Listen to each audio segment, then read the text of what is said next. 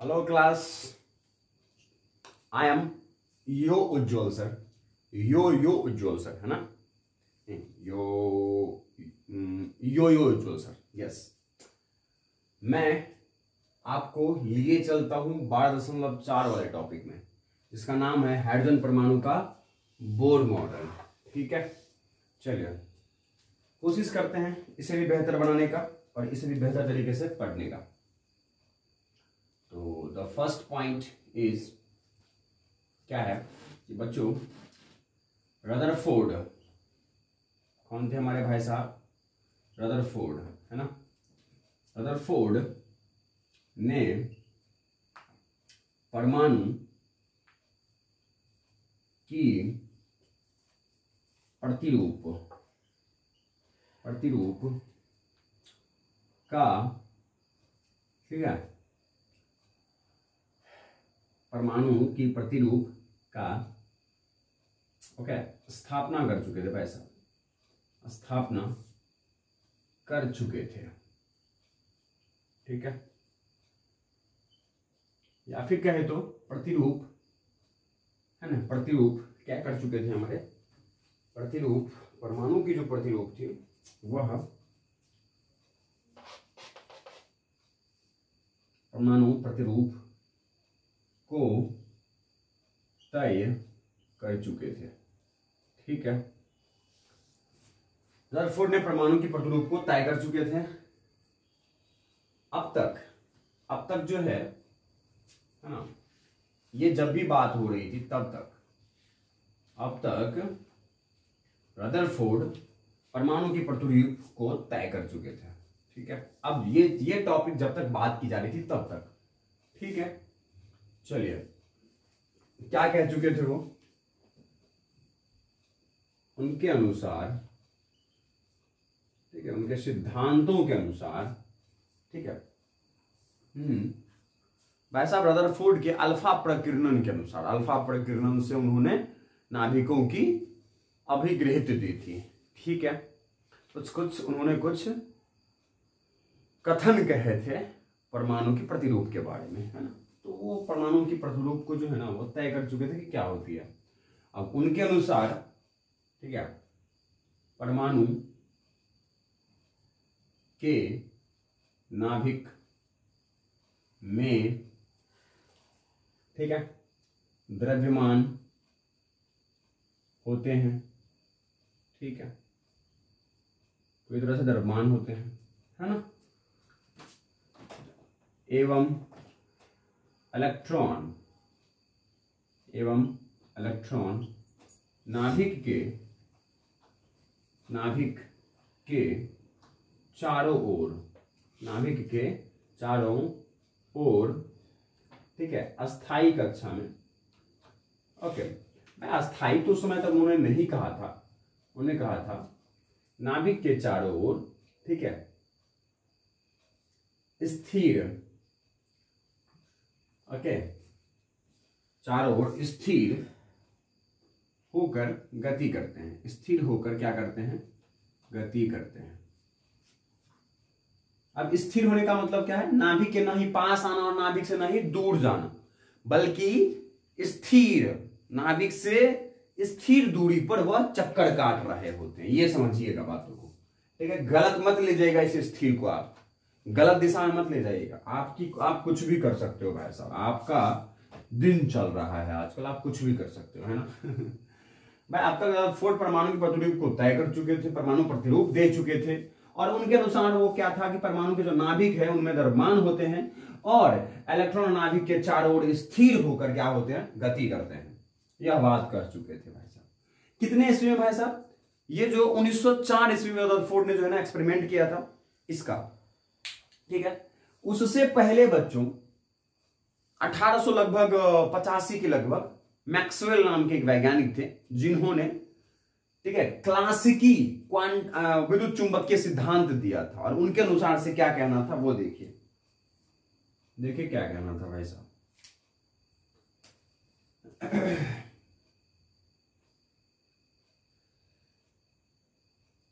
इनके इस, ठीक है, इनके इस कथन से पहले, ठीक है, क्लासिकी, ठीक है, क्लासिकी,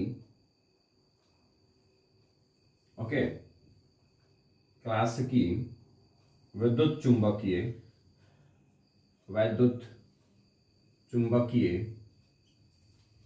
सिद्धांत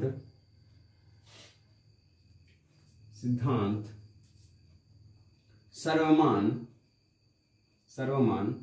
किए जा चुके थे। सर्वमान का मतलब सभी के द्वारा माना जाने वाला बात कर दी गई थी, किए जा चुके थे, ठीक है। विद्युत चुंबकीय सिद्धांत स्थापित किए जा चुके थे। और विद्युत चुंबकीय सिद्धांत क्या थे भाई, क्या थे? इस सिद्धांत अनुसार,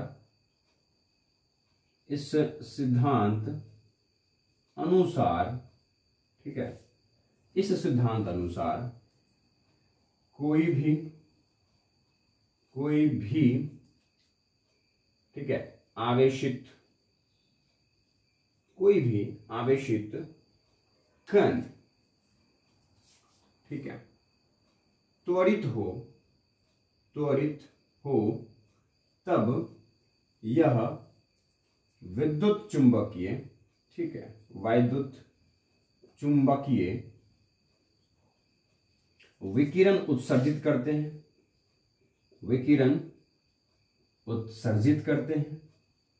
ठीक है, उत्सर्जित करते हैं, ओके। विद्युत चुंबकीय क्या करते हैं? विकिरण उत्सर्जित करते हैं, ओके। और इससे आवेशित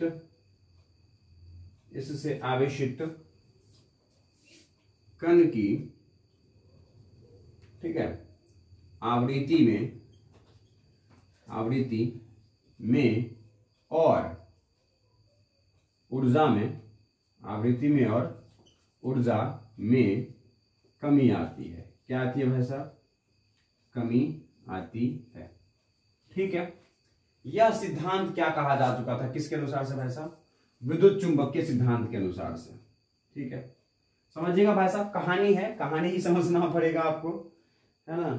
आप अपने सोच को थोड़ा सा ठीक करें, ठीक है। कहानी लिख रहे हैं सरे लिख रहे हैं, सरे समझ रहे हैं, ठीक है। मतलब तुम लोग डाकू और डकैत हो भाई साहब, कुछ भी कह देते हो। देखो कहानी है, पढ़ते पढ़ते समझते जाओ, जो कह रहे हैं उसको लिखते जाओ, घुसाते जाओ अंदर, बस। इसको तुम खोज थोड़ी किए हो, किसी और ने किया, बात मानना पड़ेगा। प्रैक्टिकल थोड़ी कर रहे हो घर में बैठ के, बस। भाई साहब क्लासिकी विद्युत चुंबकीय सिद्धांत, क्लासिकी का मतलब उस समय चिरस्मत भौतिकी, चिरस्मत क्वांट, है ना भाई साहब, यांत्रिकी चलती थी उस समय। भौतिकी का एक अलग सिद्धांत पर ही काम चल रहा था। उसके अनुसार से विद्युत चुंबकीय सिद्धांत स्थापित किए थे, किसके द्वारा? मैंने कहा मैक्सवेल के द्वारा। क्या कहा गया था कि भाई साहब अगर कोई आवेशित कण है और वह त्वरित है, त्वरण कर रहे हैं, ठीक है, तब यह विद्युत चुंबकीय विकिरण का मतलब प्रकाश उत्सर्जित करते हैं, विद्युत चुंबकीय तरंगे उत्सर्जित करते हैं, ठीक है भाई साहब। विद्युत चुंबकीय तरंगों के रूप में उत्सर्जन करते हैं, क्या? विकिरण उत्सर्जन करते हैं, ठीक है। यस भाई, विद्युत चुंबकीय तरंगों के रूप में विकिरण उत्सर्जित करते हैं, ऐसे भी लिख सकते हैं। और इससे आवेशित कण की आवृत्ति में और ऊर्जा में क्या आती है? कमी आती है, ठीक है। समझ में आई? अब भाई साहब, है ना, क्लासिकी विद्युत चुंबकीय सिद्धांत अनुसार, ठीक है,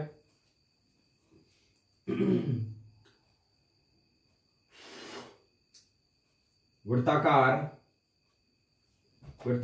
कक्षा में गति करता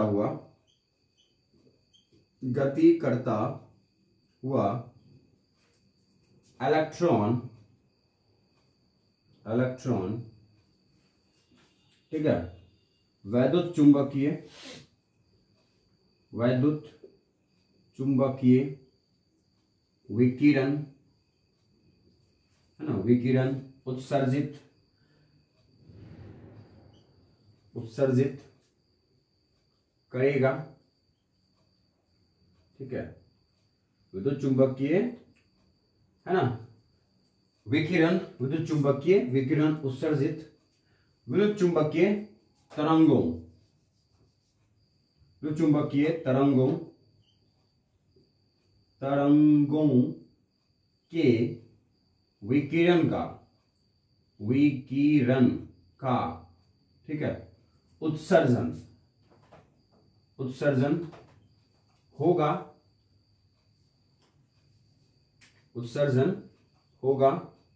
ओके, समझ गए,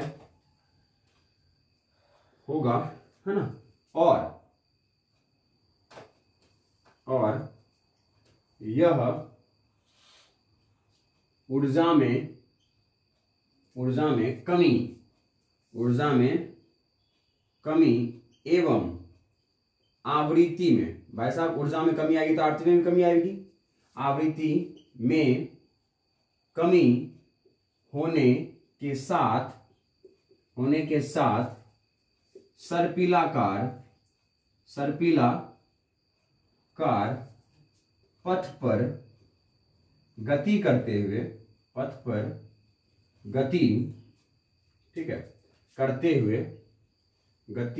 हुए, ठीक है, नाभिक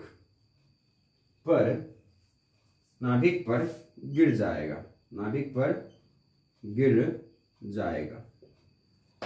यह बात हमें समझ में आ रही है। वैसे विद्युत चुंबक के सिद्धांत के अनुसार से अगर विचार किया जाए तो क्या भाई साहब, विद्युत चुंबक के सिद्धांत क्या कहता था, उसने कह रखा था कि अगर कोई भी वस्तु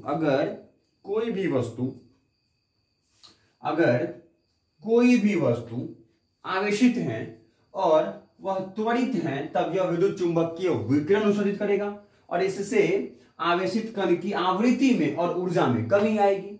अगर इस अनुसार से इसमें देखा जाए तो नाभिक के चारों ओर जो चक्कर लगाने वाले जो इलेक्ट्रॉन है ये आवेशित है, ऋणावेशित कण है, और भाई साहब अगर ये चक्कर कर रहे हैं तो त्वरित है, एक समान रूप से त्वरित है, और इस त्वरण का दिशा किधर है, केंद्र की ओर है या नहीं है, तो ये एक समान रूप से त्वरित कण जो है वो विद्युत चुंबकीय तरंगों का उत्सर्जन करेगा, और अगर तरंग निकल रही है तो उसके ऊर्जा में कमी आएगी, आवृत्ति में कमी आएगी, ठीक है भाई साहब, उसके वेग में, कोणीय वेग में कमी आएगी, ठीक है, और यह सर्पिलाकार गति करता हुआ, सर्पिलाकार पथ पर गति करता हुआ नाभिक पर क्या हो जाएगा, गिर जाएगा। और इसके लिए भाई साहब हम लोग इस तरीके से क्या करते हैं, इस तरीके से क्या कर सकते हैं, हम लोग इलेक्ट्रॉन की, है ना, दिखा सकते हैं।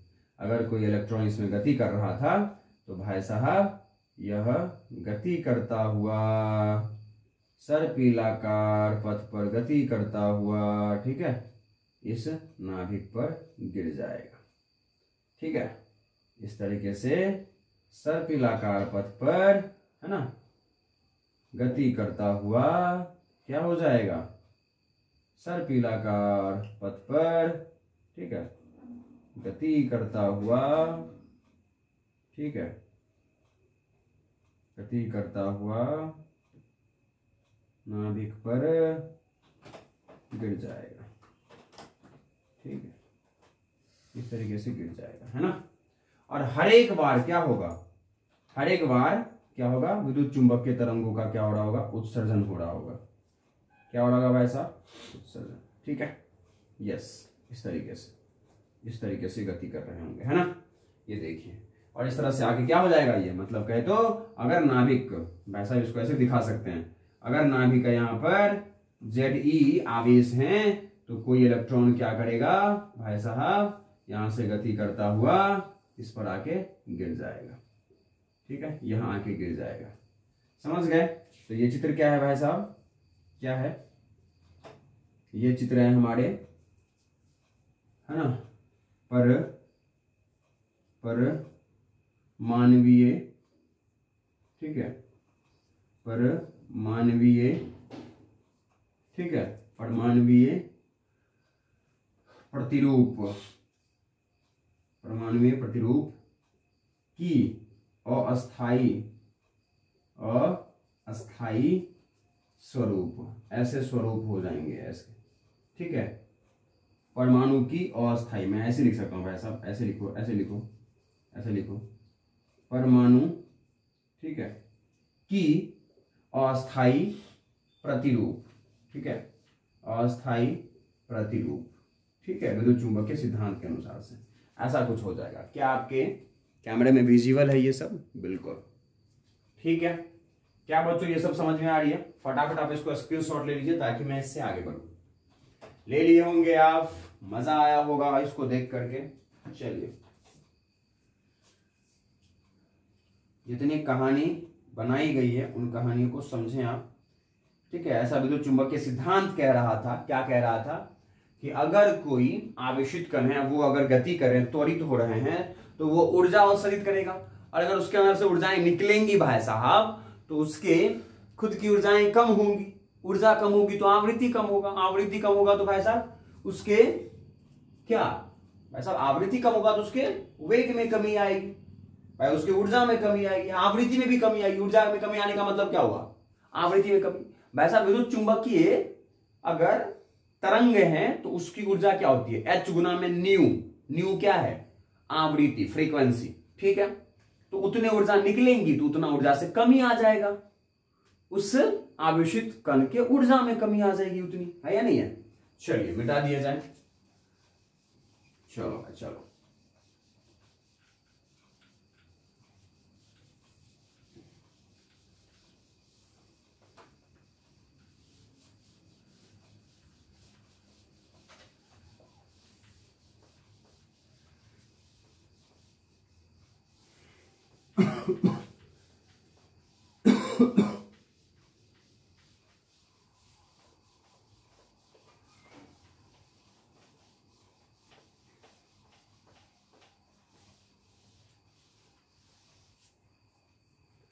चलिए, यहां तक आप सब सुरक्षित होंगे और अपने आप को संभाल पा रहे होंगे, उम्मीद करते हैं, ठीक है।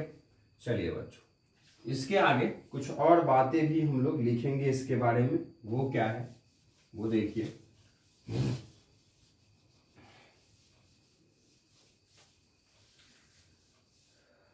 देखिए, धैर्य बनाए रखिए, आपका धैर्य अति महत्वपूर्ण है इस यात्रा में।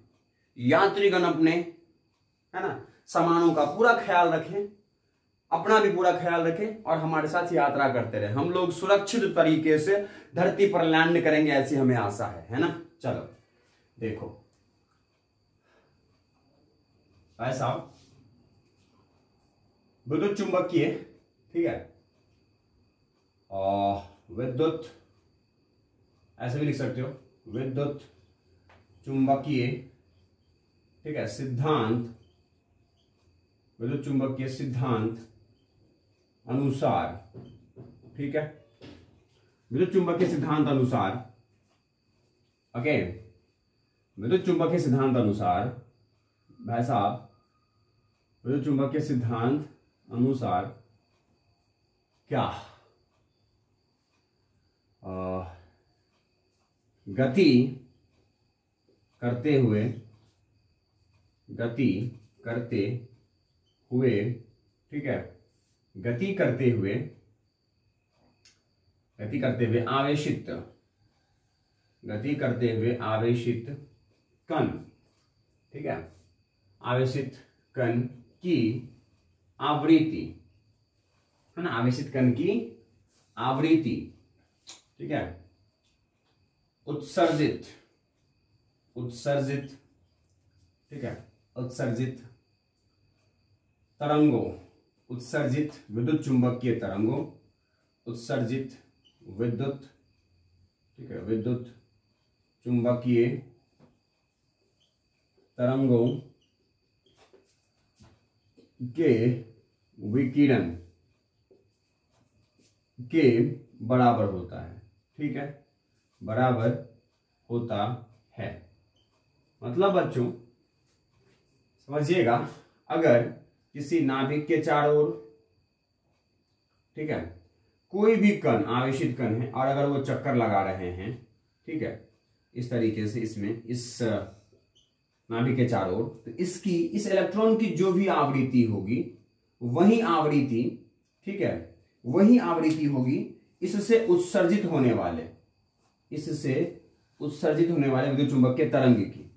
इसकी जो ऊर्जा होंगी वो कितने के बराबर होगी, एच न्यू के बराबर, और इसकी आवृत्ति जो है वह न्यू के बराबर होंगी और तरंगदैर्घ्य लैम्डा के बराबर होगा। ठीक है, और जो आवृत्ति है वो इस आवृत्ति के, है ना, चक्कर कराने वाले कण की जो आवृत्ति है, ठीक है, वही आवृत्ति किसके बराबर होगी भाई साहब, विद्युत चुंबकीय तरंग के जो उत्सर्जित हुई है, ठीक है, इसके बराबर होंगी। तो आप ये फिगर भी बना सकते हैं। ठीक है, इसके बराबर होंगे, ये बात थी, ये बात थी। ठीक है, किसके अनुसार से, विद्युत चुंबकीय सिद्धांत के अनुसार से। ठीक है, नो प्रॉब्लम। हाँ, अब देखिए बच्चों, अब देखिए क्या है कि यदि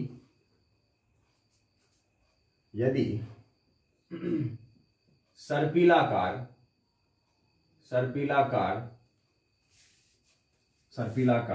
गति करता हुआ आवेशित कण नाभिक के नजदीक जाता जाएगा, तब इसकी आवृत्ति में कमी आएगी। ठीक है, कमी आएगी। ठीक है, उसी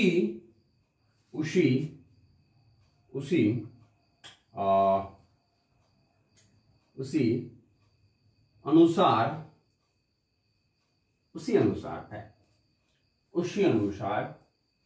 ओके,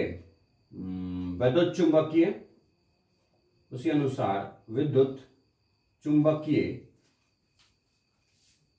तरंगों, है ना, उत्सर्जित, भाई साहब यहां उत्सर्जित लिख लीजिएगा। ठीक है, उत्सर्जित, है ना, उत्सर्जित विद्युत चुंबकीय तरंगों के विकिरण की आवृत्ति में भी कमी आएगी। ठीक है, कमी आएगी और इस प्रकार सतत ऊर्जा का, ठीक है, सतत ऊर्जा का उत्सर्जन स्पेक्ट्रम प्राप्त होगा। उत्सर्जन स्पेक्ट्रम प्राप्त होगा। ठीक है, प्राप्त होगा, लेकिन यह प्रायोगिक अध्ययन के विपरीत था। प्रायोगिक अध्ययन के विपरीत था। समझिए इस बात को बच्चों। जैसे जैसे ये इलेक्ट्रॉन्स सर्पिलाकार पथ पर आगे बढ़ेंगे, वैसे वैसे इसके आवृत्ति में क्या आएगी, कमी आएगी। ठीक है भाई साहब, आएगी एकदम निश्चित ही आएगी। भाई साहब, अगर इस पथ पर जितनी आवृत्ति है, नाभिक के नजदीक जाने पे आवृत्ति कम होती जाएगी। ऐसा कोणीय आवृत्ति कम होगी, ये बात तुम्हें पता है। कोणीय वेग कम होगा तो उसकी आवृत्ति में भी कमी आएगी। आएगा ही नहीं आएगा, आवृत्ति में कमी आएगी। क्यों आएगी आवृत्ति में कमी? क्योंकि आवृत्ति बराबर भाई साहब क्या होता है, चक्कर की संख्या और बटा में। भाई आवृत्ति बराबर क्या होता है, चक्कर की संख्या और बटा में समय। होता है क्या, ये देखिए, होता है। या फिर भाई साहब कोणीय वेग बराबर होता है, कोणीय वेग बराबर होता है कोणीय विस्थापन कोणीय विस्थापन और बटा में लिया गया समय होता है क्या? होता है ना। तो बच्चों जैसे जैसे वह ऐसा नजदीक जाएगा वैसे वैसे इसके द्वारा जो समय ली जा रही है वो क्या होती जाएगी भाई साहब? बढ़ती जाएगी। तो कोणीय वेग में क्या होती जाएगी? कमी आती जाएगी। ठीक है भाई साहब, उसकी आवृत्ति में क्या आती जाएगी? कमी आती जाएगी। जैसे नजदीक जाएगा वैसे वैसे आवृत्ति में कमी आएगी। और अगर आवृत्ति में कमी आएगी तो भाई साहब उत्सर्जन स्पेक्ट्रम, ठीक है उत्सर्जन स्पेक्ट्रम क्या लिखा मैंने? गति करता हुआ अवशिष्ट कण नाभिक के नजदीक आता जाएगा तब इसकी आवृत्ति में कमी आएगी, एकदम आएगी। उसी अनुसार उत्सर्जित विद्युत चुंबकीय तरंगों के विकिरण की आवृत्ति में भी कमी आएगी और इस प्रकार सतत ऊर्जा का उत्सर्जन। भाई आवृत्ति में कमी आएगी तो ऊर्जा में भी उसी अनुसार से कमी आती जाएगी। भाई साहब पहला कक्षा में था तो इतने ऊर्जा का जो है ना विकिरण बाहर आया, एस्पेक्ट है ना, मतलब कहे तो विकिरण बाहर आया। यस, दूसरे कक्षा में जब बाहर निकला, दूसरे कक्षा में जब चल रहा था फिर से एक उत्सर्जन विकिरण उत्पन्न हुआ। तो भाई साहब इस बार ऊर्जा कितनी हुई? h-2 के बराबर। फिर तीसरे कक्षा में जब ऊर्जा का उत्सर्जन हुआ तो भाई साहब क्या मिली? E3 मिला, h-3 के बराबर। ठीक है, यस। जब चौथे कक्षा से भाई साहब है ना वो नीचे जाना चाहा तो फिर से उत्सर्जन विकिरण हुआ तो फिर से हमें E4 मिला और h-4 के बराबर मिला, है या नहीं है? यस। तो बच्चों कहे तो अगर हम कहे तो इसका मतलब हमें भाई साहब h-1 मिल गई, है ना, फिर हमें h-2 भी मिल गई, फिर हमें h-3 भी मिल गई, फिर हमें h-4 भी मिल गया। बोलो। तो इस तरह से भाई साहब सतत रूप से मुझे विभिन्न ऊर्जाओं का क्या मिल गया? ये स्पेक्ट्रम मिल गया। लेकिन ऐसा तो उत्सर्जन स्पेक्ट्रम में हो नहीं रहा था। ये हम कम से कम परमाणु गैस के लिए तो देख चुके हैं। कुछ ही उत्सर्जन स्पेक्ट्रम प्राप्त हुआ था ना।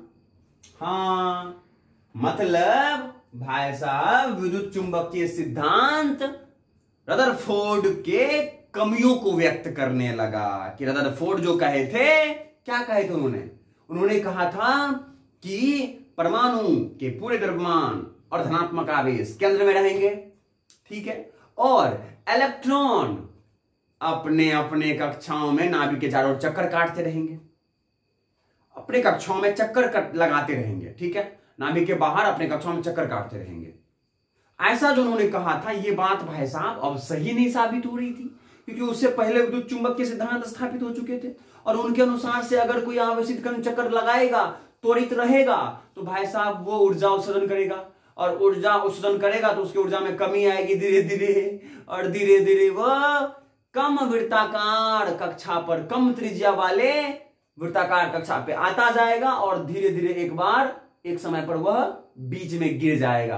पहले बड़ी सी वृत्ताकार कक्षा पे था, फिर से धीरे धीरे से ऊर्जा उत्सर्जन करेगा, क्योंकि विद्युत चुंबक के सिद्धांत कहता है कि आवेशित कण अगर गति कर रहा है तो ऊर्जा का उत्सर्जन करेगा। ऊर्जा का उत्सर्जन तो ऊर्जा में हो गया कमी, तो अब आ गया नीचे वाले कक्षा में, फिर से ऊर्जा का उत्सर्जन, फिर से नीचे वाले कक्षा में, फिर से गति कर ही रहा है, फिर से ऊर्जा का उत्सर्जन, फिर से नीचे वाले में, फिर से, तो भाई साहब ऐसे करते करते करते ये एक बार आके बीच में गिर जाएगा और बीच में कौन है? नाभिक पर गिर जाएगा और इस तरह से क्या हो जाएगा?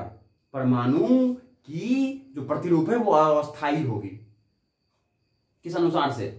रदरफोर्ड के अनुसार से परमाणु की जो प्रतिरूप है वो क्या होगी? अस्थायी होगी, है या नहीं है? अस्थायी होगी। ओके। और दूसरी बात ये थी कि अगर वह, भाई पहली बात तो यहां गलत हो गई। पहली बात क्या गलत हुआ कि उन्होंने कहा था कि किसी भी परमाणु का जो प्रतिरूप है वो इस तरह से होता है, गोलाकार होता है, लेकिन यहां तो भाई साहब गोला गोला होते होते धीरे धीरे वो छोटा बन गया, छोटा पैकेट नजर आया। ये बड़ा धमाका करने वाली बात थी ये, लेकिन छोटा पैकेट नजर आया ये, है ना। तो भाई साहब उनकी बात हो गई, रदरफोर्ड की बात हो गई गलत। दूसरी बात क्या थी कि अगर मान लो लगातार उत्सर्जन करेगा भी तो भाई साहब इतनी सारी ऊर्जाएं प्राप्त होनी चाहिए थी, इतने सारे ऊर्जा के विकिरण प्राप्त होने चाहिए थे, मतलब कहे तो पूरा स्पेक्ट्रम मिलना चाहिए था सतत रूप से, सतत स्पेक्ट्रम मिलना चाहिए था। कैसे मिलनी चाहिए थी भाई साहब? सतत स्पेक्ट्रम मिलनी चाहिए थी। लेकिन यह बात दिख नहीं रहा था। जब किसी परमाणु पर हमने विद्युत धारा प्रवाह किए थे तब जो उसे उत्सर्जन हुआ था, जो उत्सर्जन रैखिक स्पेक्ट्रम था वो सभी तरंगदैर्घ्य के नहीं प्राप्त हो रहे थे, कुछ तरंगदैर्घ्य के प्राप्त हो रहे थे। तो यह बात भी साबित नहीं होता है। मतलब दो दो कमियां हैं भाई साहब, दो दो कमियां साफ दिख रही है इनके रदरफोर्ड के परमाणु मॉडल में। तो अब कौन आएंगे भाई साहब हाइड्रोजन का परमाणु मॉडल देने के लिए? निल्स बोर आएंगे। ठीक है, यस, लीजिए इसका स्क्रीनशॉट ले लिए, सब कुछ लिख लीजिएगा, स्क्रीनशॉट ले लीजिए इसका। चलिए आगे बढ़ा जाए। इन सबको आप अपने नोट्स में डाल दीजिए। चलिए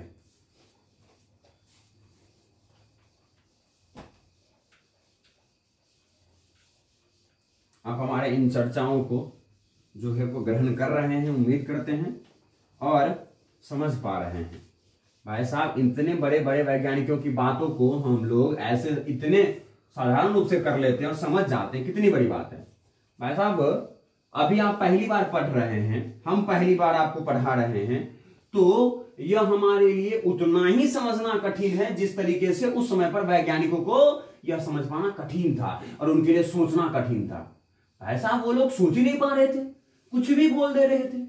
देख लो, तो अगर हम लोग पहली बार पढ़ रहे हैं और पहली बार अगर ये बात सब समझ पा रहे हैं तो बहुत बड़ी बात है। और नहीं समझ पा रहे हैं आप, अगर समझने में तकलीफ हो रही है तो भाई साहब गुस्साइए मत, और टीचर पर मत गुस्साइए। भाई साहब ये आपकी गलती नहीं है और नहीं टीचर की गलती है, ये तो इन बातों की गलती है कि इतनी बड़ी बड़ी बातें ही है ना कि भाई साहब समझने में तो थोड़ा सा ऊर्जा लगेगा, अलग अलग ब्रेन तो अलग अलग समय लगेगा। यस, चलिए अब आते हैं भाई साहब निल्स बोर साहब पे। अब आ गए 1914 में निल्स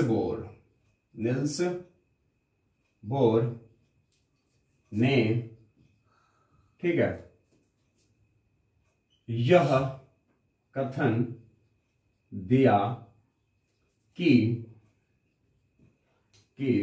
परमाणु की संरचना, परमाणु की संरचना को समझने के लिए, परमाणु की संरचना को समझने के लिए, ठीक है, समझने के लिए, ओके, चिरस्मत,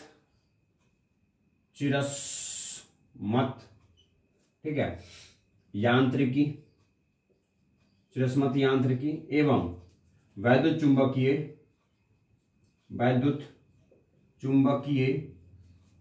सिद्धांत, वैद्युत चुंबकीय सिद्धांत से विचलित होना पड़ेगा। सिद्धांत से क्या होना पड़ेगा? विचलित होना पड़ेगा। ठीक है, ये बात उन्होंने कह दिया। भाई साहब जो निल्स बोर थे ना, वो भाई साहब रदरफोर्ड के ही लैब में आके उन्होंने बहुत सारे एक्सपेरिमेंट्स किए, प्रयोग किए। निल्स बोर रदरफोर्ड के लैब में आकर के, और रदरफोर्ड की बातों को भाई साहब वो गलत नहीं साबित कर सकते थे। मतलब उनकी बात कहीं ना कहीं उसे जायज लग रहा था, सही लग रहा था। लेकिन रदरफोर्ड जो बोल नहीं पाए थे, जो भाई साहब वो गूंगे हो गए थे, उस गूंगापन को ये आकर के साबित किए। ठीक है, उस गूंगेपन को ये आके बॉस बन गए। बात तो सारी चार चांद लगाने वाली किसकी थी? रदरफोर्ड साहब की। लेकिन वो कुछ बातों को कह देते ना, तो भाई साहब उनकी बात ही रह जाती और उनकी बात ही लोग मान जाते। निल्स बोर की कोई खेला ही नहीं होता यहां पे, के भैल करोड़पति चलता ही नहीं इस वाले में। ठीक है, लेकिन भाई साहब ये के भैल करोड़पति वाले में आके करोड़पति बन गए। ठीक है, उन्होंने आके कह दिया कि भाई साहब अगर आपको परमाणु की संरचना समझना है ना, तो वैद्युत चुंबकीय सिद्धांत को रखिए आप अपने पेटी में बंद करके, और भाई साहब चिरस्मत यांत्रिकी के भौतिकी को आप रखिए अपने ससुराल में। ये यहां मत लागू कीजिए, यहां पर एक अलग ही सिद्धांत चलेगा और वो है खुद परमाणु का सिद्धांत। ठीक है, देख लीजिए, यही आके तो कहना था, रदरफोर्ड भी आता और यही आके 4 चांद लगा जाता, लेकिन निल्स बोर ने ऐसा किया। निल्स बोर भाई साहब बड़ा परेशान हुए, बड़ा है ना एकदम टेंशन हो गई उनको कि रदरफोर्ड की बातें दुनिया वाले मान नहीं रहे हैं, ठीक है, सवाल पर सवाल उठा रहे हैं। तो भाई साहब निल्स बोर आए और बोले कि चलो इसके सपोर्ट में खड़े हो गए, रदरफोर्ड साहब के सपोर्ट में खड़े हो गए। यस, उन्होंने बोला कि ये साहब जो कह रहे हैं वो ज्यादा गलत नहीं कह रहे, लेकिन कुछ बातें मेरी तरफ से समझो, है ना। और उन्होंने क्या समझाया वो देखिए, ठीक है। उन्होंने परमाणु, ठीक है, परमाणु की संरचना, ठीक है, संरचना को समझने, ठीक है, के लिए, ठीक है, चिरस्मत यांत्रिकी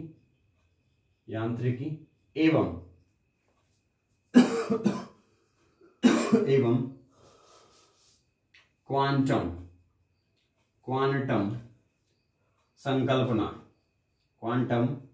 संकल्पना। बच्चों उस समय क्वांटम भौतिकी बड़ा फेमस हो गया था, ठीक है। किसी भी कणों को उसके, है ना, जमीनी स्तर पर जाके उसकी विशेषताओं को जानना, उस प्रकार की भौतिकी उस समय पर चल रही थी। तो चिरस्मत यांत्रिकी एवं क्वांटम संकल्पना, ठीक है, क्वांटम संकल्पना, है ना, की, ठीक है, की अध्ययनों को, ठीक है, अध्ययनों को एकत्रित सम्मिलित कर, इकट्ठा करके, है ना, एकत्रित कर, ऐसे भी लिख सकते हैं, ठीक है, एकत्रित कर तीन अभिगृहित,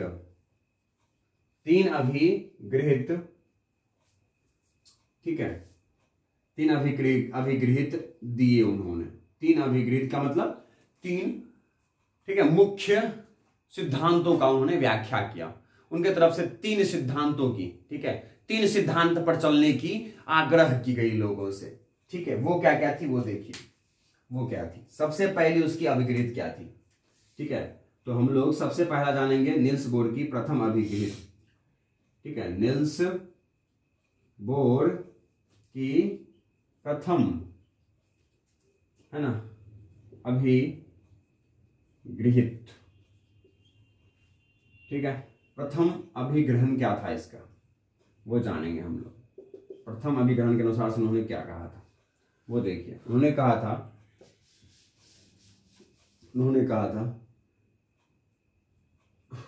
परमाणु, ठीक है, परमाणु के नाभिक के चारों ओर, ठीक है, गति करने वाले, ठीक है, वृत्ताकार गति करने वाले इलेक्ट्रॉन, वृत्ताकार गति करने वाले इलेक्ट्रॉन, ठीक है, बिना विद्युत चुंबकीय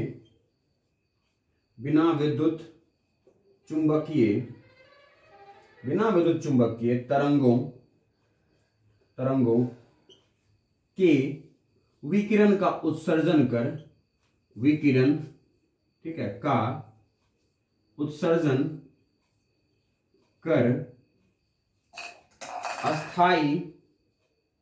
अस्थाई कक्षा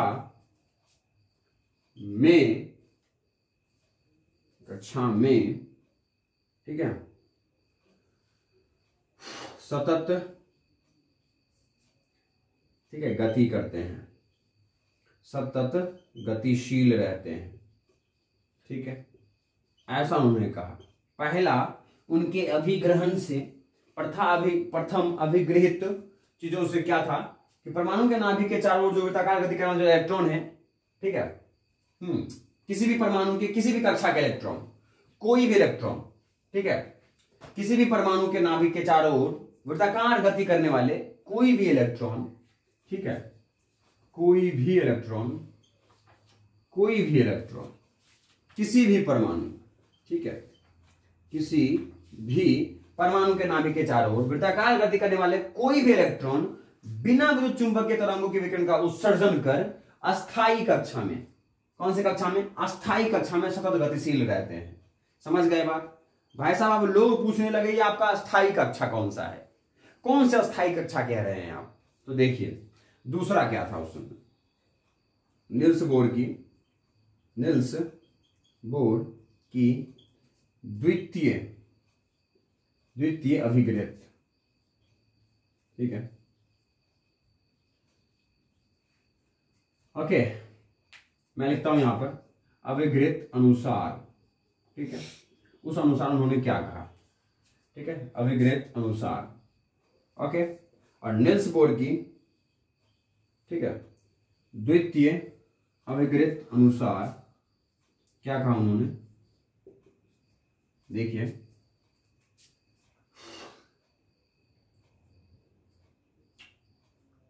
कोई भी गतिशील इलेक्ट्रॉन का अस्थायी कक्षा वह कक्षा है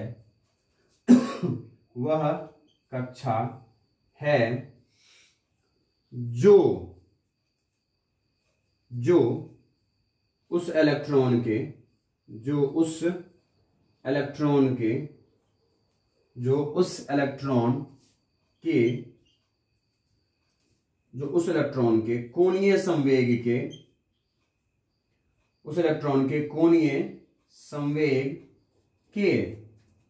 h/2π के पूर्ण गुणज,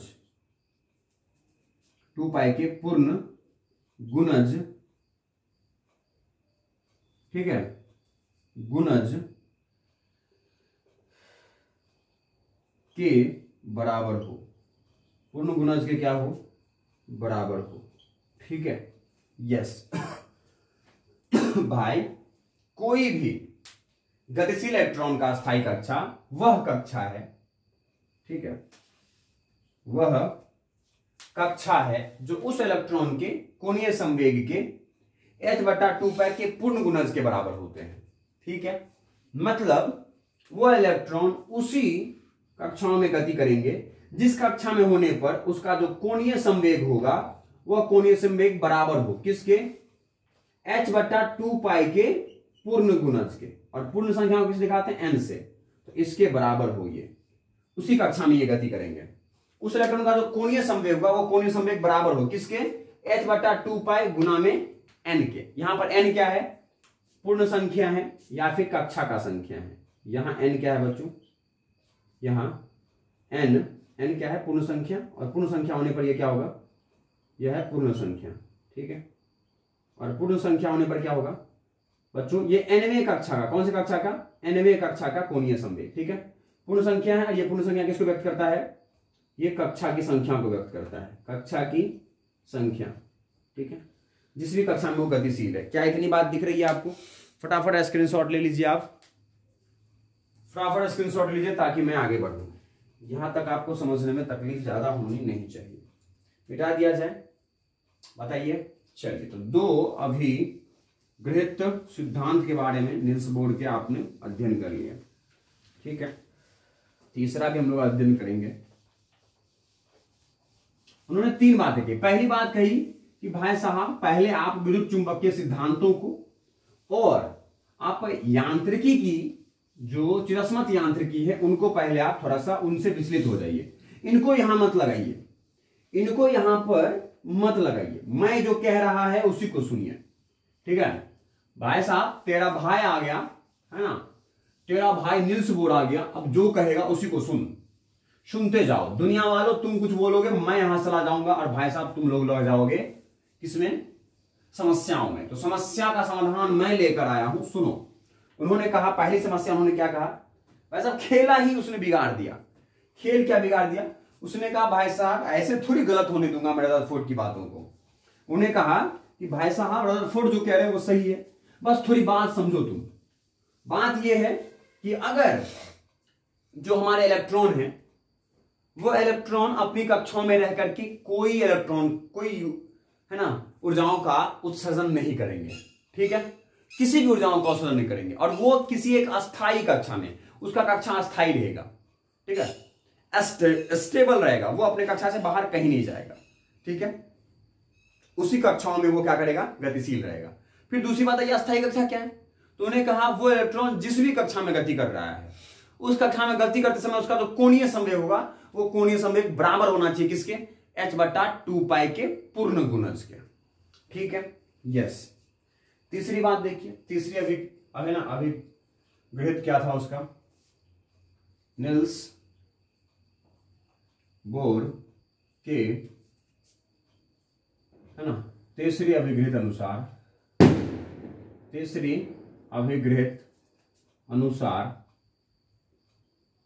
ठीक है, समझिएगा। तीसरी अभिगृहित अनुसार उन्होंने क्या कहा, ओके, क्या कहा उन्होंने,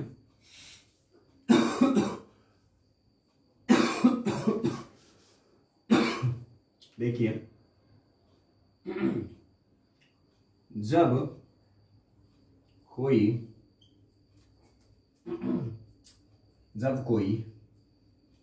ठीक है जब कोई गतिशील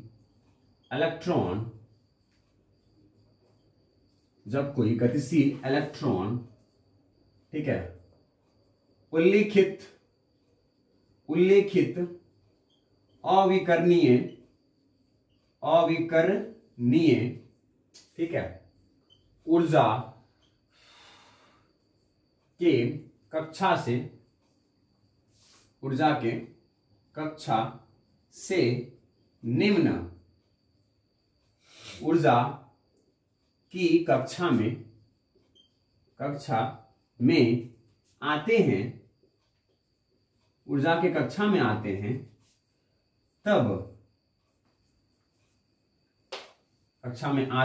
हैं, तब वह ठीक है फोटोन का उत्सर्जन करते हैं, अब तक आप फोटोन के बारे में जान चुके हैं कि क्या होता है फोटोन, है ना, यस, मैं कई बार बता चुका हूं कि फोटोन का उत्सर्जन करते हैं, ठीक है, उस फोटोन का ठीक है ऊर्जा उस फोटोन का ऊर्जा ओके इलेक्ट्रॉन के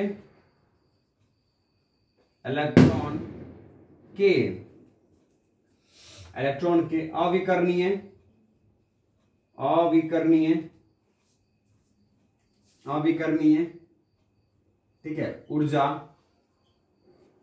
कक्षा एवं निम्न ऊर्जा कक्षा के ऊर्जा अंतर के बराबर होता है, ठीक है।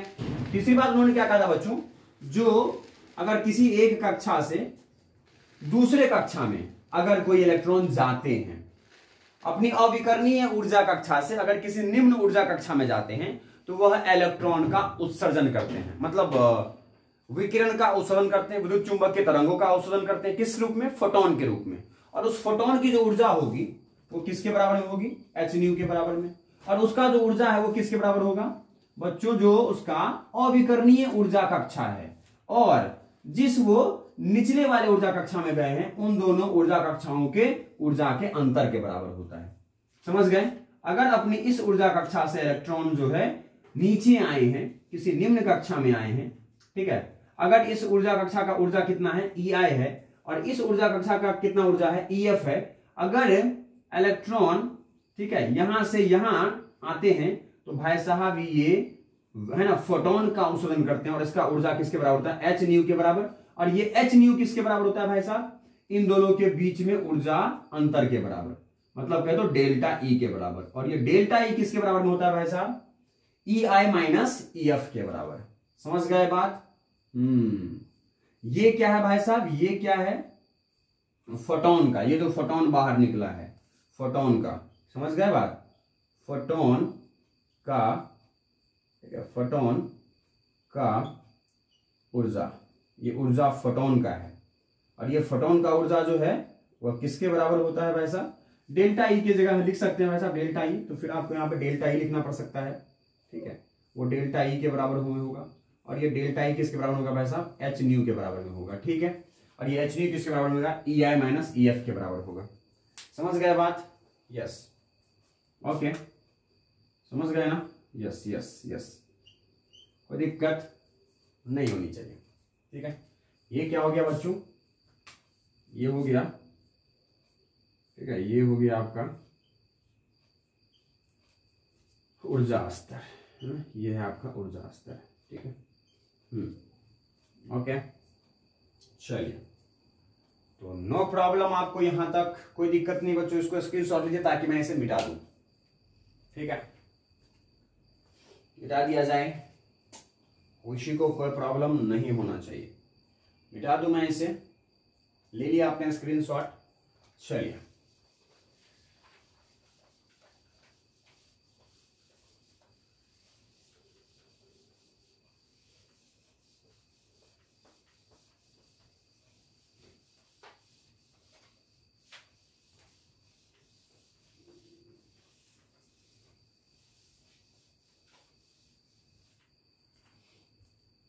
आइए बच्चों, हम लोग देखते हैं अब क्या, अब हम लोग देखेंगे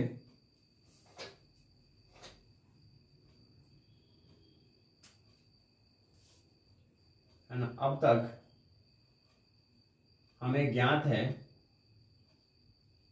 क्या ज्ञात है भाई साहब? कि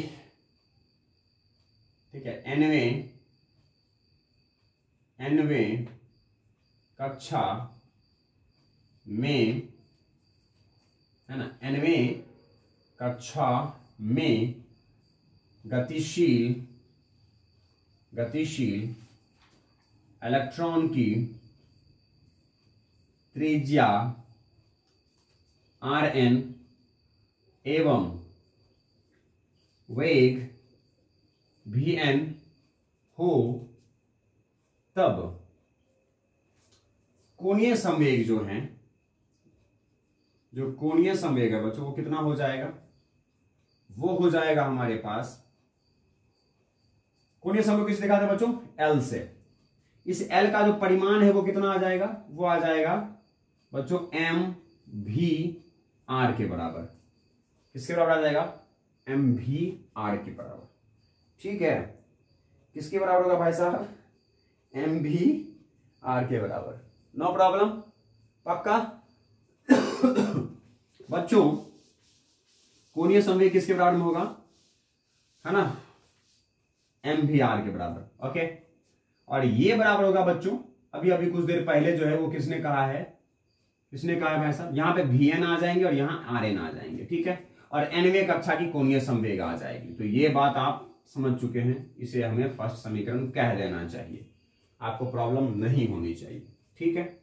अब बच्चों मान लीजिए, ठीक है, अगर मान लीजिए कि अगर कोई नाभिक है, ठीक है, और कौन से नाभिक की बात की जाए भाई साहब? तो बात की जाए कौन से नाभिक की? हाइड्रोजन, ठीक है, हाइड्रोजन परमाणु, ठीक है, की ऊर्जा कक्षाएं, उसकी बात की जाए तो बच्चों उसमें कितना होगा? प्रोटॉन की संख्या कितनी होगी? +e होगी। और उसके बाह्यतम कक्षा में कितने इलेक्ट्रॉन होते हैं बच्चों? 1 इलेक्ट्रॉन होते हैं, ठीक है। तो बच्चों इनके बीच में क्या लगेगा? एक आकर्षण प्रकृति के, ठीक है, विद्युतीय बल लगेंगे, Fe लगेगा। इस Fe का वैल्यू क्या होगा? हाइड्रोजन, ठीक है, हाइड्रोजन परमाणु के लिए वैद्युत कूलाम आकर्षण बल, वैद्युत कूलाम आकर्षण बल क्या होंगे? Fe का वैल्यू क्या होगा बच्चों? इसका वैल्यू होगा K गुना में Q1 कितना है? प्लस E है। Q2 कितना है भाई साहब? माइनस E है। लेकिन भाई साहब बल जो है वो सदिश राशि है, सदिश राशि का परिमाण निकाल रहे हैं आप, तो केवल आप उसका वैल्यूज लेंगे, परिमाण लेंगे, ठीक है? यस, परिमाण ही लेंगे, और बटा में इन दोनों के बीच की दूरी। तो मान लेते हैं यहां से लेके यहां तक की कक्षाओं का बीच की त्रिज्या कितना है? R1 है, ठीक है? तो बच्चों हो जाएंगे R का स्क्वायर, नो प्रॉब्लम। और बच्चों ये जो बल है, यह बल, ठीक है, यह बल प्रदान किए जाएंगे किसके द्वारा? अभिकेंद्री बल के द्वारा, ठीक है? यह बात मैं यहां लिख देता हूं नीचे, क्या कि इलेक्ट्रॉन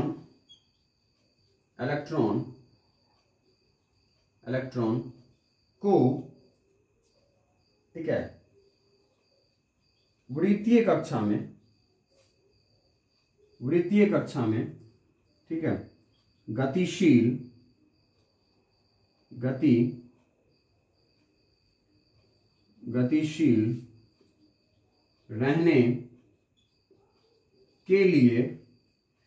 रहने के लिए वैद्युत कूलाम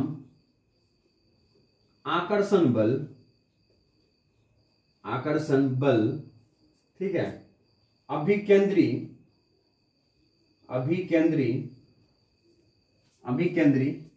बल के रूप में प्रदान की जाती है, ठीक है बच्चों? अगर इलेक्ट्रॉन को वृत्तीय कक्षा में गतिशील रहना है, ठीक है, तो बच्चों उसे इलेक्ट्रॉन जो है वो अपने गतिशील कक्षा को छोड़ के नहीं चला जाए। इसके लिए कह सकते हैं कि एक विद्युत आकर्षण बल भी जो है ना वो क्या है भाई साहब? उत्तरदायी है। और ये विद्युत आकर्षण बल आपको पता है, मैंने कहा था कि अगर कोई वृत्तीय कक्षा में गति कर रहा है तो किसी है ना केंद्र के परितः अगर गति कर रहा है तो उसका जो त्वरण है वो किधर की ओर होता है? केंद्र की ओर होता है। और इसीलिए उस वस्तु पर लगने वाला जो बल है वो किधर की ओर होता है? केंद्र की ओर होता है, क्योंकि बल बराबर होता है द्रव्यमान गुना में त्वरण की जिधर दिशा होगी उधर ही बल की दिशा होगी, है ना? तो इस इलेक्ट्रॉन को इस कक्षा पर गतिशील रखने के लिए एक बल कह सकते हैं कार्यरत है, और वो कौन कार्यरत है भाई साहब? वैद्युत कूलाम आकर्षण बल, ठीक है?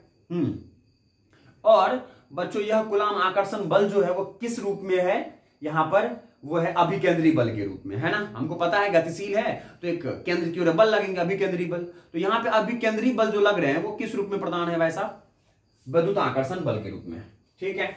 यस, वैद्युत कूलाम आकर्षण बल, ठीक है, बल अभिकेंद्री बल के रूप में प्रदान की जाती है, ठीक है? तो इस प्रकार हम कह सकते हैं कि जो Fc जो अभिकेंद्री बल है बच्चों वो क्या होता है? m और गुना में v² और बटा में क्या होता है? r होता है क्या? तो इसी को मैंने यहां लाके रख दिया है, ठीक है? तो रख दिया जाए यहां पे, ओके? इसको कह सकते हैं हम लोग कौन सा समीकरण? फर्स्ट समीकरण, और लाके यहां रख दीजिए। तो यहां पे क्या हो जाएगा भाई साहब? यहां हो जाएगा k का वैल्यू कितना होता है? k का वैल्यू होता है 1/4πε0 मल्टीप्लाई बाय e² और बटा में कितना हो जाएगा? r², ठीक है? और बराबर में कितना हो जाएगा? Fc का वैल्यू कितना है भाई साहब? mv² और बटा में r है, नो प्रॉब्लम, कोई दिक्कत। तो जल्दी से मुझे बताइए बच्चों कि यहां से v का वैल्यू क्या आएगा? पहले v² का निकाल लीजिए। v² बराबर में r इधर आएंगे, इस r से एक r कैंसिल, है ना? तो क्या आ जाएगा? आ जाएगा e² बटा में 4πε0, है ना? और डिवाइड में आ जाएगा m, और डिवाइड में ही क्या रहेगा? एक r रहेगा। देख लीजिए, क्या आपको यह दिख रहा है? बताइए, ये हो गया आपका कौन सा समीकरण? सेकंड समीकरण। v² बराबर में e² बटा में 4πε0 mr, नो प्रॉब्लम। बच्चों इसको स्क्रीनशॉट में फटाफट ले लीजिए ताकि मैं आगे बढ़ूं। ले लिए होंगे आप पक्का? मिटा दिया जाए इसे, मिटा दूं? चलिए,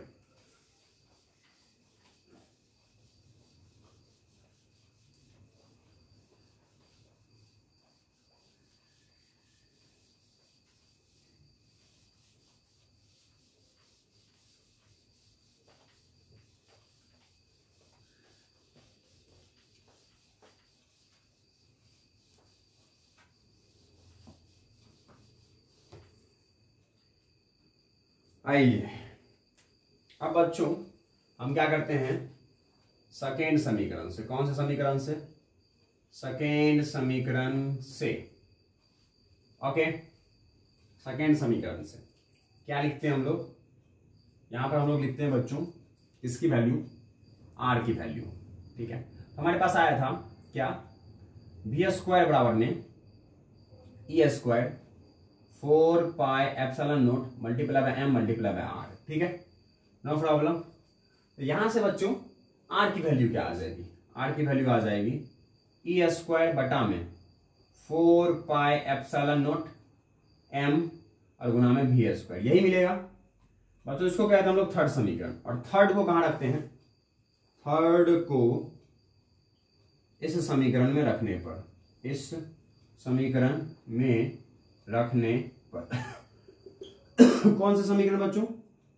एम वी आर बराबर क्या होता है? एन एच अपॉन में 2 पाई होता है क्या?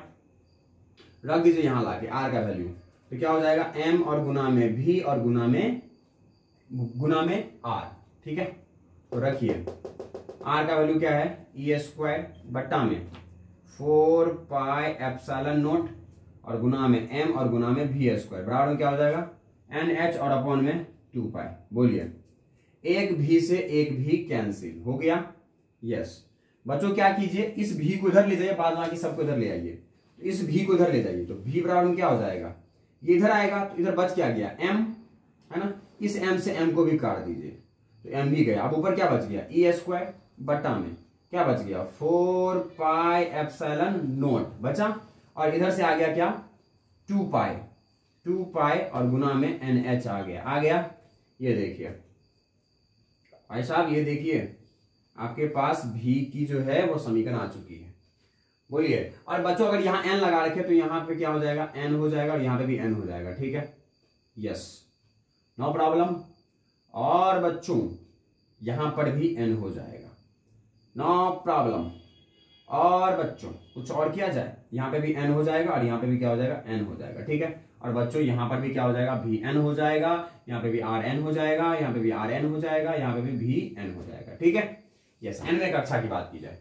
ठीक है, चलिए भाई साहब, चलिए। तो ये क्या हो गया आपके पास? ये हो गया भाई साहब फोर्थ समीकरण।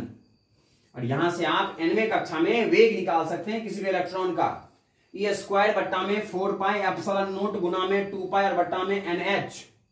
एन क्या है? कक्षा का संख्या। ई क्या है? आवेश। पाई जानते हैं, पाई जानते हैं, एप्सिलॉन नोट जानते हैं, सब जानते हैं। एनवें कक्षा में भाई साहब आप क्या निकाल सकते हैं? वेग निकाल सकते हैं यहां से। बोलिए, no problem, no problem, no problem.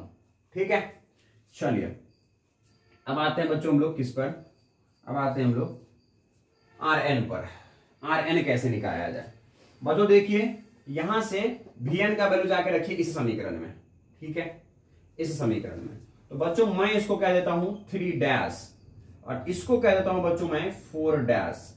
ठीक है, ये कह देता हूं। ठीक है, तो 3 डैश को 4 डैश में रखने पर रख दीजिए तो क्या मिलेगा आपको? आपको मिलेगा बच्चों m गुना में वी एन और गुना में आर एन। ओहो, आपको आर एन तो चाहिए, तो आप आर एन का वैल्यू वी एन का वैल्यू आके रखोगे, है ना। तो वी एन का वैल्यू यहां से क्या निकलेगा? यहां से निकलेगा वी एन का वैल्यू रूट के अंदर, है ना। यस, रूट के अंदर मिलेंगे आपको, है ना। क्या कह रहे हैं आप, है ना? रूट के अंदर मिलेंगे। यस, तो मिल जाएंगे आपको। ई तो बाहर आ जाएगा रूट से, ई स्क्वायर से बाहर रूट ई आ जाएगा, और फिर क्या बन जाएगा? यहां बन जाएगा root under 4 pi epsilon naught गुना में एन गुना में आर एन, है ना। यस, अब मल्टीप्लाई में क्या हो जाएगा भाई साहब? आर एन होगा, तो आर एन बराबर में क्या हो जाएगा? बराबर हो जाएगा एन एच बटा में 2 पाई होगा। यस, एन एच और बटा में 2 पाई। ओके बच्चों, नो प्रॉब्लम। चलिए अब क्या करते हैं बच्चों? दोनों पक्षों में ओके, दोनों पक्षों में वर्ग करने पर, क्या करने पर? वर्ग करने पर स्क्वायर कर देते हैं बच्चों। ठीक है, क्या हो जाएगा ये एम स्क्वायर। भाई साहब बात वही होगी, ई स्क्वायर बटा में ये रूट से हट जाएगा तो क्या आ जाएगा 4 पाई एप्सिलॉन नॉट एम और गुना में आर एन, और ये हो जाएगा आर एन का स्क्वायर बराबर ये क्या हो जाएगा एन स्क्वायर एच स्क्वायर और बटा में 4 और गुना में पाई स्क्वायर। 2 का स्क्वायर 4 और पाई का स्क्वायर पाई स्क्वायर। ठीक है, यस। अब बच्चों क्या क्या हो सकता है, यहां से आर एन निकालिए, एक आर एन से यहां पर एक आर एन कैंसिल। ठीक है, तो और सबको इधर भेजिए तो आर एन निकल जाएगा आपको। आर एन बराबर में क्या आ जाएगा, आर एन बराबर में आ जाएगा हमारे पास एन स्क्वायर, ठीक है, एन स्क्वायर और बट्टा में 4 पाई स्क्वायर, ठीक है, गुना में एच स्क्वायर और बट्टा में ये सारे जाएंगे नीचे, है ना, ये सारे नीचे नहीं ऊपर जाएंगे भाई साहब। तो ऊपर जाएंगे तो कितना हो जाएंगे कितना हो जाएंगे 4 पाई एप्सिलॉन नॉट गुना में एम, है ना, और बटा में क्या क्या आ जाएंगे एम स्क्वायर ई स्क्वायर, बटा में आ जाएंगे एम स्क्वायर और बटा में आ जाएंगे ई स्क्वायर, है ना, यस। बच्चों 4 से 4 कैंसिल, पाई से पाई कैंसिल, ठीक है, केवल एक ही पाई कैंसिल होगा, है ना, और भाई साहब एम से एक एम कैंसिल, है ना, नो प्रॉब्लम, यस। तो चलिए इसे और क्या लिख सकते हैं, इसे लिख सकते हैं आर एन बराबर में एन बटा में ई, एन बटा में ई, और दोनों का स्क्वायर है तो दोनों का होल स्क्वायर कर दीजिए, नो प्रॉब्लम। चलिए अब बच्चों कौन बच रहा है एच स्क्वायर, तो लिख दीजिए एच स्क्वायर और बटा में कौन केवल एक पाई बच रहा है ना, तो पाई को लिख दीजिए, कोई दिक्कत, नो प्रॉब्लम। ठीक है, अब बच्चों कौन बच रहा है, अब बच रहा है हमारे पास एप्सिलॉन नोट और बचा में बटा में, है ना, एक बच रहा है मेरे पास एम और एक बच रहा है ई स्क्वायर। ठीक है, ये हो गया भाई साहब आर एन का वैल्यू, ये लीजिए, ठीक है, ये लीजिए, कोई दिक्कत, नो प्रॉब्लम। इसका नाम कहिए पांचवा समीकरण, है ना। तो ये कुछ डेरिवेशन का वीडियोस था बच्चों, ये जो स्लाइड था पूरा का पूरा वो कुछ डेरिवेशन का था। उम्मीद है आपको समझ में आया होगा, नहीं समझ में आया वीडियो को दोबारा प्ले कीजिए और समझिए इसको, ठीक है। चलिए क्या इन सबको मिटा दिया जाए, मिटा दिया जाए पक्का। बच्चों आप सोच रहे होंगे उज्जवल सर को इतनी सारी बातें कैसे याद है, कैसे वो इतनी देर तक पढ़ा लेते हैं, कैसे इतनी बड़ी लंबी वीडियोस बना लेते हैं, कैसे ये सब कर लेते हैं, याद कैसे रहता है कि क्या क्या करना है।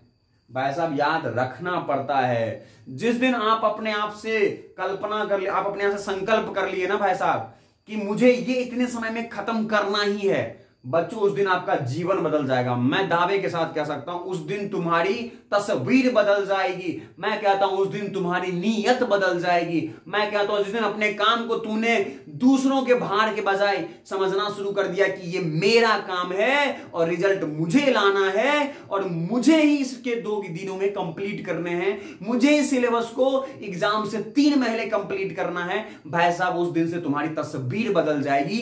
लिखवा के ले लो, ये मेरा अनुभव कहता है।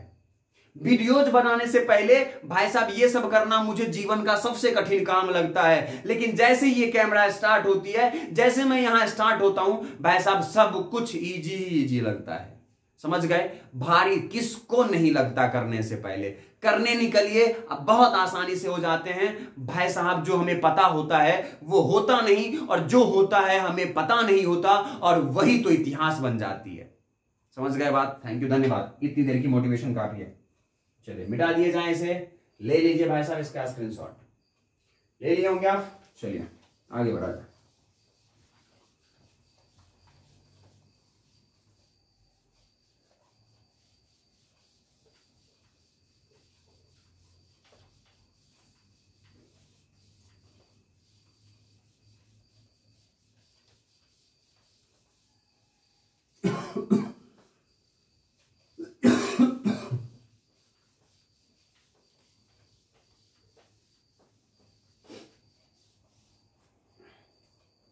चलिए देखिए,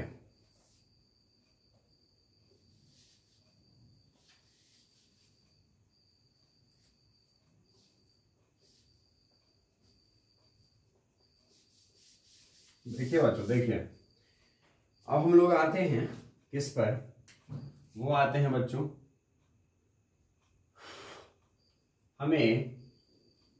हमें ज्ञात है कि किसी इलेक्ट्रॉन की परमाणुीय किसी इलेक्ट्रॉन की हाइड्रोजन परमाणु के नाभिक के चारों ओर चक्कर करने के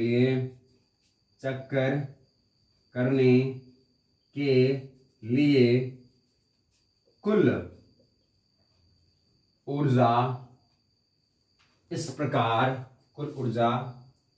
प्रकार व्यक्त करते हैं। ये बात हम लोग पहले कर चुके हैं, इस प्रकार व्यक्त करते हैं। ठीक है, करते हैं। कहाँ किए थे भाई साहब, कहाँ किए थे? इलेक्ट्रॉन की कक्षाएं। ठीक है, हाँ, इलेक्ट्रॉन की कक्षाएं जहां आपने निकाला था इलेक्ट्रॉन्स ऑर्बिटल्स निकाला था आपने, जाके देखिए वहां पे कुल ऊर्जाएं कितनी आई थी भाई साहब।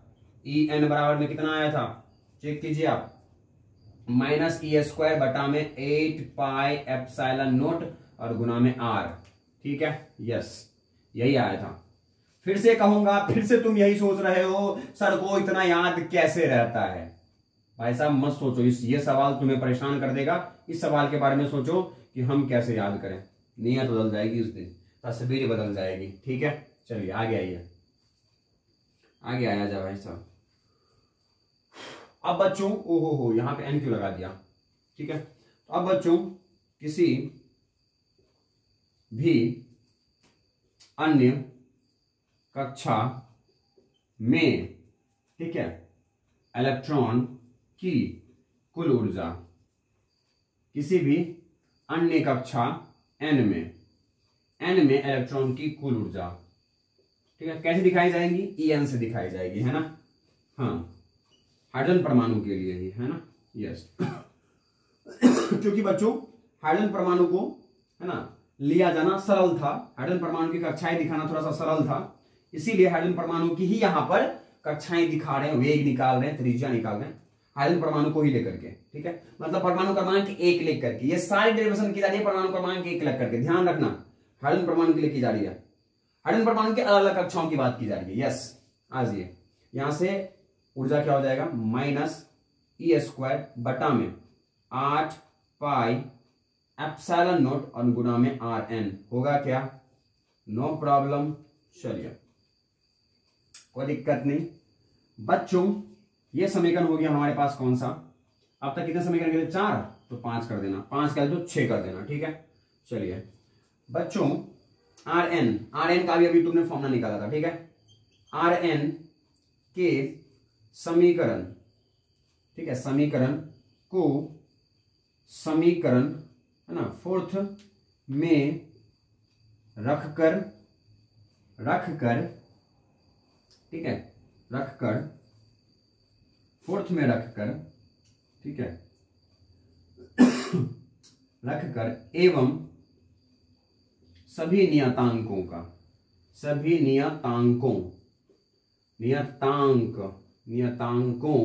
का मान रखने पर,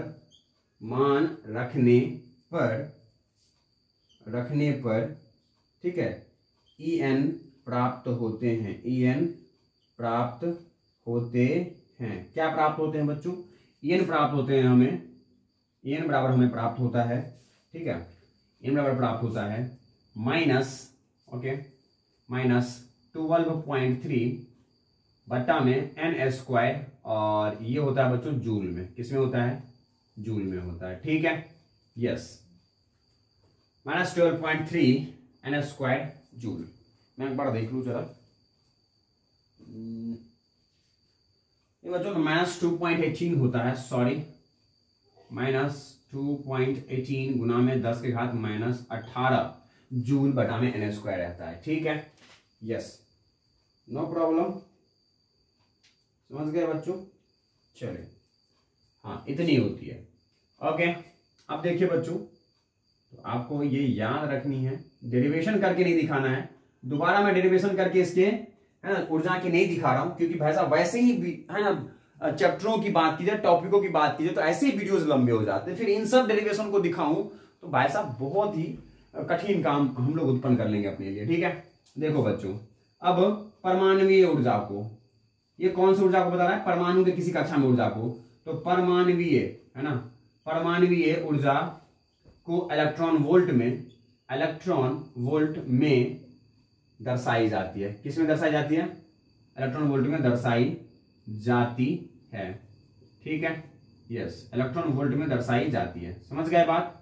तो इसीलिए इस जूल को इलेक्ट्रॉन वोल्ट में कन्वर्ट करना पड़ेगा। तो इलेक्ट्रॉन वोल्ट में कन्वर्ट करेंगे तो बच्चों आ जाएगा En बराबर में -13.6 और बटा में n² इलेक्ट्रॉन वोल्ट। ठीक है, समझ गए बात? यस, तो स्क्रीनशॉट ले लीजिए फटाफट, इन सभी चीजों को आप अपने नोट्स में डाल दीजिए। जैसे मैं कह रहा हूं वैसे ही करते जाइए, बाद बाकी अपना ब्रेन मत लगाइए। अगर अपना ब्रेन लगा रहे हैं तो प्लीज आपसे अनुरोध है, आदेश तो नहीं कर सकता हूं, हिम्मत नहीं है भाई साहब, अनुरोध कर रहा हूं, प्लीज आप हमारे वीडियो से चले जाएं। ठीक है, और आप अपना परिवार संभालें, है ना, बच्चों को संभाले, पति पत्नियों को संभाले, माता पिता को संभाले। आप यहाँ कहां समय खराब कर रहे हैं? लगाइए ब्रेन वहां जाकर के। ठीक है, धन्यवाद। मिटा दूं मैं उसे? इसे मिटा दूं? मिटा दिया जाए क्या? हाँ भाई साहब, चला मत जाना, वीडियो नहीं बंद कर रहा हूं। ठीक है, अभी बताना बाकी है कुछ, आगे बढ़ा जाए। चलिए मिटाया जाए इसे। चलिए मिटाते हैं ऐसा। बच्चों हमारा ये 12.4 भी अब खत्म हुआ है। 12.4 खत्म हो गई भाई साहब। ठीक है, एनवे कक्षा में हमने, ठीक है, ऊर्जा को दिखा दिया। किसके लिए भाई साहब? किसके लिए दिखाया है? यह दिखाया हमने हाइड्रोजन परमाणु के लिए, किसी भी एनवे कक्षा का ऊर्जा दिखाया है हमने। ठीक है, यस, हाइड्रोजन परमाणु को लेके दिखाया है। ठीक है, यस।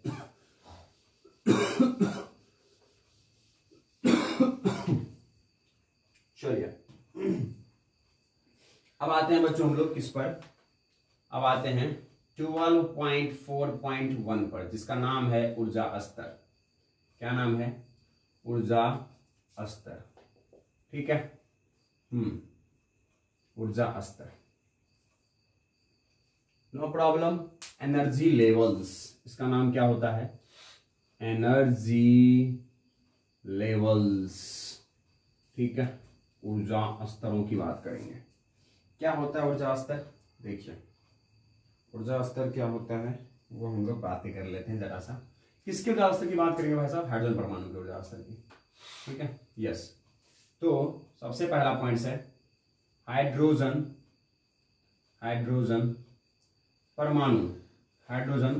परमाणु के प्रथम कक्षा का ऊर्जा। कौन सा ऊर्जा भाई साहब? कुल ऊर्जा। ठीक है, कुल ऊर्जा मतलब कहते हो गतिज ऊर्जा एवं स्थिति ऊर्जा को मिला करके निकलती है कुल ऊर्जा। कक्षा का कुल ऊर्जा इस प्रकार होता है। ठीक है, इस प्रकार होता है मतलब नीचे कुछ लिखेंगे हम लोग, है ना। क्या लिखेंगे भाई साहब? लिखेंगे En बराबर में -13.6 electron volt divided by n²। भाई साहब प्रथम कक्षा मतलब n का वैल्यू कितना हो गया? n बराबर 1 मतलब कौन सा कक्षा? प्रथम कक्षा। ठीक है, और अगर प्रथम कक्षा की बात कर लिए तो भाई साहब कितना आ जाएंगी? E1 -13.6 इलेक्ट्रॉन वोल्ट हो जाएंगी, है ना। यस, कोई दिक्कत? चलिए द्वितीय कक्षा की कुल ऊर्जा, द्वितीय कक्षा की कुल ऊर्जा क्या हो जाएंगी भाई साहब? हो जाएंगी E2 बराबर -13.6 इलेक्ट्रॉन वोल्ट और डिवाइड बाय n का स्क्वायर। n का वैल्यू कितना हो जाएगा? 2। भाई साहब द्वितीय कक्षा का मतलब कितना हो गया? n बराबर में 2, है ना। तो मतलब n बराबर में 2 का स्क्वायर। ठीक है, मतलब 4। तो -13.6 electron volt divide by 4। Divide कीजिए, 4 तिया 12। ठीक है, 1 बच गया, 4 चौके 16, -3.4 इलेक्ट्रॉन वोल्ट होती है। ठीक है, आ जाइए तृतीय कक्षा का कुल ऊर्जा। तृतीय कक्षा का कुल ऊर्जा कितना होती है भाई साहब? n बराबर में कितना हो गया? 3। ठीक है, अगर आप n बराबर में 3 करेंगे तो भाई साहब आपके पास कितना आएगा कुल ऊर्जा, आपके पास जो कुल ऊर्जा आएगा वो आएगा भाई साहब E3 बराबर में, ठीक है, E3 बराबर में -13.6 इलेक्ट्रॉन वोल्ट डिवाइड बाय 3 का स्क्वायर 9 है ना।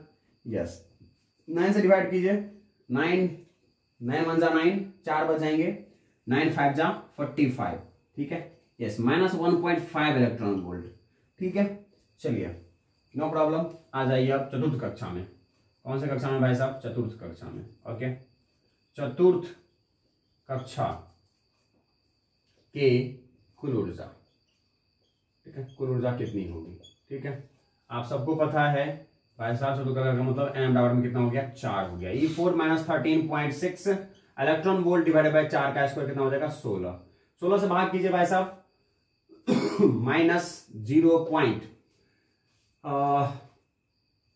-16 7 जा 112 एंड 16 8 जा 8 लग जाएगा भाई साहब, है ना। हाँ 128 लग जाएगा, और 128 8 बढ़ जाएगा, 8 के मतलब 0.5 आ जाएगा, ठीक है, 0.85 इलेक्ट्रॉन वोल्ट। कोई दिक्कत नहीं? दिक्कत। चलिए अब बच्चों, यदि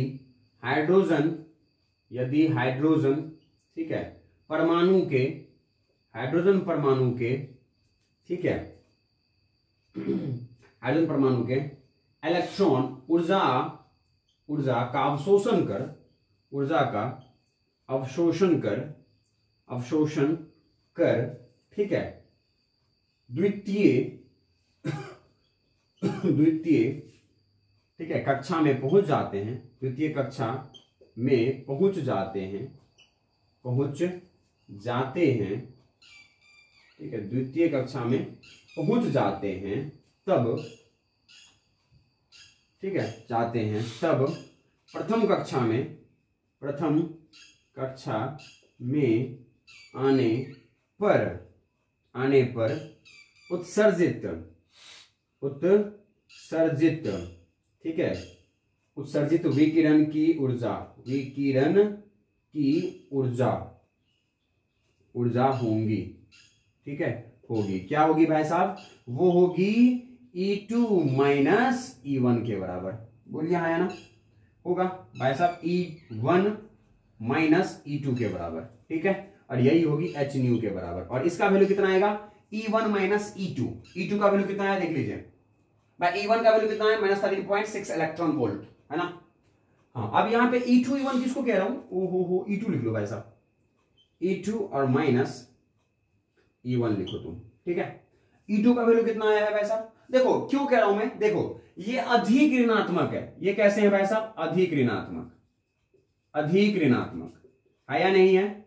ये कैसे है भाई साहब? अधिक ऋणात्मक। तो कैसे हुए? ये हुई निम्नतम ऊर्जा कक्षा। ये कौन सा कक्षा हुआ भाई साहब? निम्नतम ऊर्जा कक्षा। बोलो है ना। बात बाकी और सबके देख लो, ये देखो ये कैसे हुए, ठीक है। प्रथम कक्षा से उच्चतम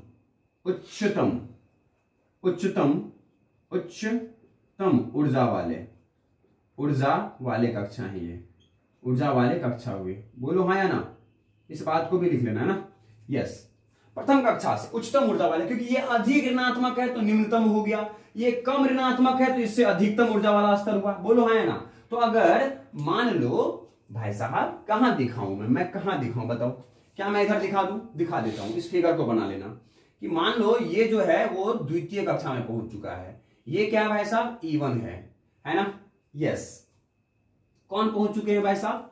है ना, इसके इलेक्ट्रॉन जो है पहले कुछ ऊर्जा का अवशोषण करके यहां पहुंच गए, ठीक है। अब पुनः इसमें आना चाहते हैं तो क्या करेंगे? वो फोटोन का अवशोषण करेंगे। उसकी ऊर्जा कितनी के बराबर होगी? डेल्टा ई के बराबर में होगी। डेल्टा ई किसके बराबर में होगा भाई साहब?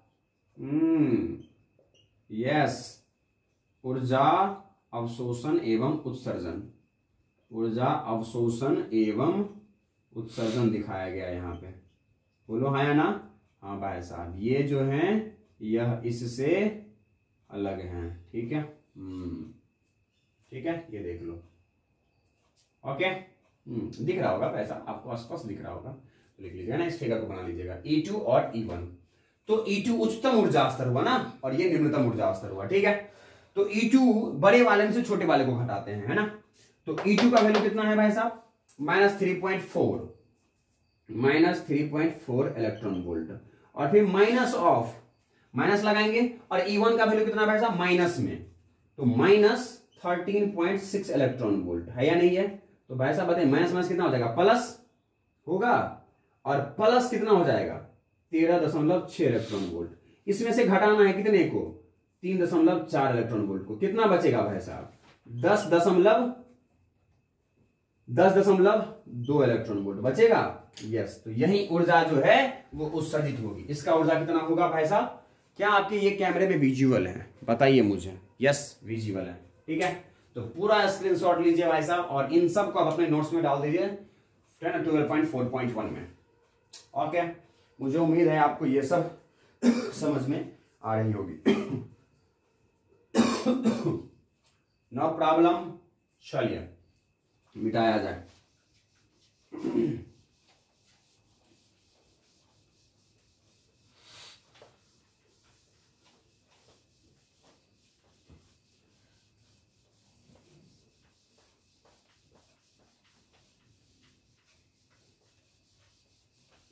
सर जी और कितनी देर क्लास लोगे, क्या आप थकते नहीं हो क्या, हो यही सब सवाल हैं आपके।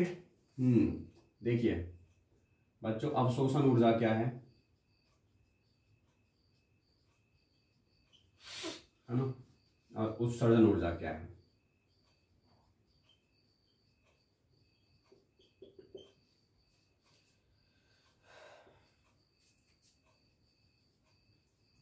वह ऊर्जा जिससे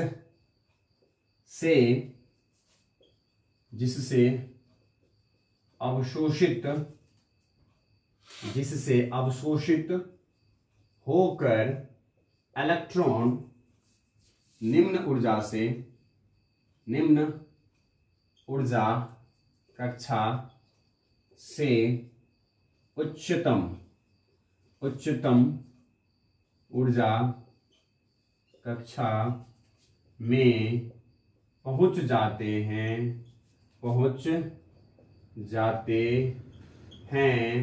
ठीक है। वह अवशोषण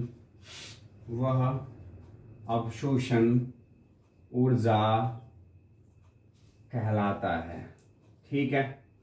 ओके, इस ऊर्जा का अवशोषण करके उच्चतम ऊर्जा में चला जाएगा, वही शोषण ऊर्जा। अवशोषण ऊर्जा क्या होता है, जब इलेक्ट्रॉन उच्चतम, ठीक है, ऊर्जा कक्षा से निम्नतम, ठीक है, निम्नतम ऊर्जा कक्षा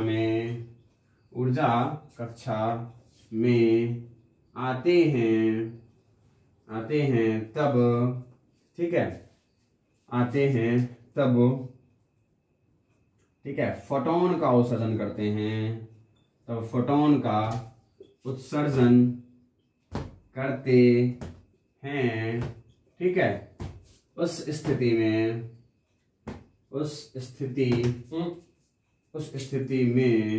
ठीक है, फोटोन की, ठीक है, उत्सर्जित ऊर्जा,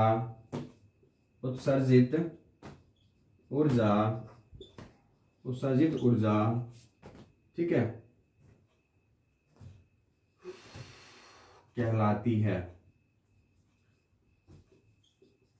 उस स्थिति में फोटोन की ऊर्जा उत्सर्जित ऊर्जा कहलाती है, ठीक है। यस, तो बच्चों इस तरीके से आपका जो है ये बी टॉपिक खत्म होता है, ठीक है। नो प्रॉब्लम, आप अलग अलग ऊर्जा स्तर दिखा सकते हैं, ठीक है। ये कौन सा हुआ, E1, ये किसका है भाई साहब, ये है हाइड्रोजन, है ना, परमाणु का ऊर्जा स्तर, ठीक है। ये है E1, ये है E2, ये है E3, ये है E4। E1 की वैल्यू -13.6 इलेक्ट्रॉन वोल्ट होती है, E2 की वैल्यू -3.4 इलेक्ट्रॉन वोल्ट होती है, E4 की वैल्यू 1.5 इलेक्ट्रॉन वोल्ट होती है माइनस में, E4 की वैल्यू 0.8 इलेक्ट्रॉन वोल्ट होती है माइनस में। ठीक है, चलिए नो प्रॉब्लम। तो ये आप फिगर ही बना लीजिएगा। ओके, नो प्रॉब्लम, दिक्कत नहीं होना चाहिए, नहीं होना चाहिए। ओके, नहीं होना चाहिए, नहीं होना चाहिए, नहीं होना चाहिए। ठीक है बच्चों, यही वाली श्रेणी क्या कहलाती है? लाइमन। ये वाली क्या कहलाती है? बामर। ये क्या कहलाती है? पास्चन। इस तीनों के नाम भी लिख लीजिएगा। ठीक है, ये है ना, ये सब सारे तीर दिखा करके अगले वाले वैसे हम लोग समझेंगे। आगे वाले हम समझने वाले हैं हाइड्रोजन परमाणु की लाइमन श्रेणी।